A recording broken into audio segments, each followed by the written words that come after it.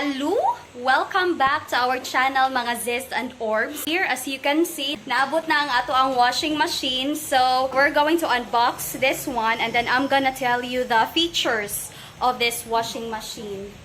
Here, it's Samsung 12 kilogram and double tub washing machine. So, let's start. Hey ko siya, guys.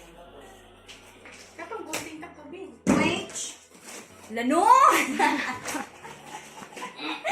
Dito ka ratong kaugobs karali ay. Okay, so here. Agoy. Kalayo ko butangan ni dito be.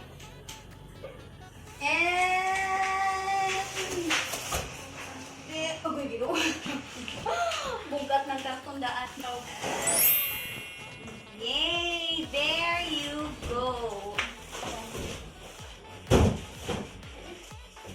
Alright, so here again is a 12 kilogram twin tub washing machine.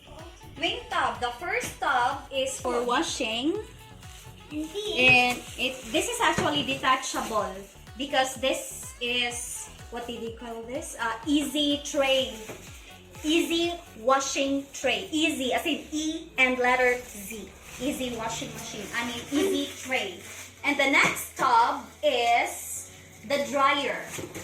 So this is for washing and this is for drying.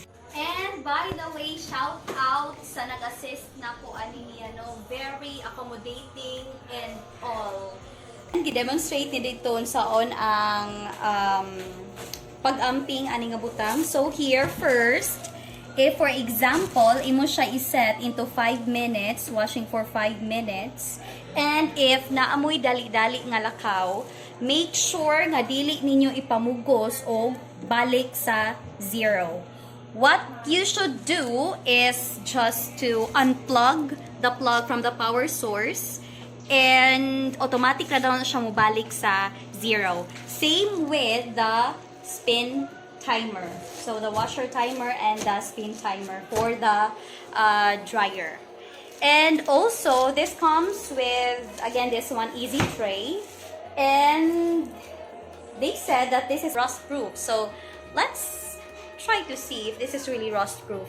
For now, let me do the complete look of this washing machine.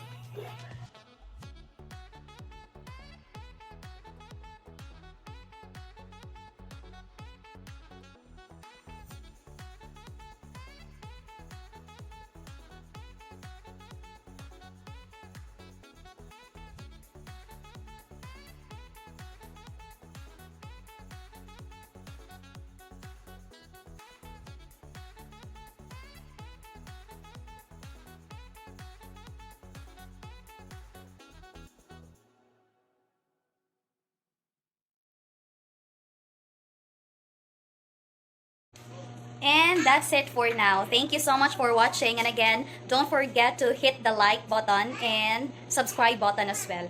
O ayaw kalimti nga ipindot ng kampana kilid sa subscribe button so that you will get notification once we uploaded another video. Thank you and see you on the next video. Bye!